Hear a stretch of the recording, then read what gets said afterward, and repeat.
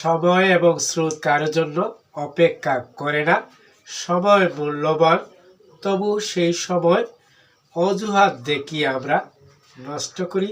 এই ছোট্ট বিষয়ে গুরুত্বপূর্ণ কথা শুরু থেকে শেষ পর্যন্ত সাথে থেকে শোনার জন্য আহ্বান রাখছি। ইন্সপায়ার উইথ রেহান থেকে আরও একবার স্বাগত, সাথে থাকুন। আপনি কি বলেন সময় নেই? যদি বলেন তাহলে এই কথাটাই আপনার জীবনে সবচেয়ে বড় বাধা। কারণ সত্যি কথা হলো, সময় কখনো কারোর জন্য কম পড়ে না। সময় ঠিকই আছে, শুধু আমরা তাকে হারিয়ে ফেলেছি অজুহাতের ভিড়ে। আজ যে মানুষ সফল, সেও আপনার মতোই দিনে 24 ঘন্টা পেয়েছে। পার্থক্য একটাই, সে সময়কে নিয়ন্ত্রণ করেছে, আর আমরা সময়ের কাছে হার মেনেছি। অভিজ্ঞতা বলে, মানুষ যত সামান্য কাজেই হোক বা যত বড় দায়িত্বেই থাকুক, সময় নেই বলাটা সবচেয়ে সহজ। কিন্তু খেয়াল করে দেখুন, সেই মানুষই ঘন্টার পর ঘন্টা মোবাইল স্ক্রল করতে পারে, অপ্রয়োজনীয় আড্ডায় সময় নষ্ট করতে পারে। আসলে সময় নেই নয়, ইচ্ছার অভাবই মূল সমস্যা। যেখানে লক্ষ্য পরিষ্কার, সেখানে সময় নিজে থেকেই বেরিয়ে আসে।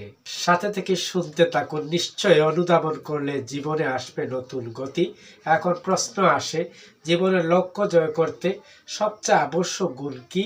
উত্তরটা খুব স্পষ্ট, আত্মশৃঙ্খলা। প্রতিভা নয়, ভাগ্য নয়, পরিচিতি নয়, আত্মশৃঙ্খলাই মানুষকে প্রতিদিন একটু একটু করে এগিয়ে নেয়।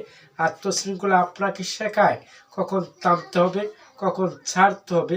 আত্মশৃঙ্খলা আপনাকে শেখায় কখন থামতে হবে এবং জীবনকে আরও বেশি গতিশীল করতে হবে, আর কখন নিজের আরামকে ত্যাগ করে লক্ষ্যের দিকে হাঁটতে হবে।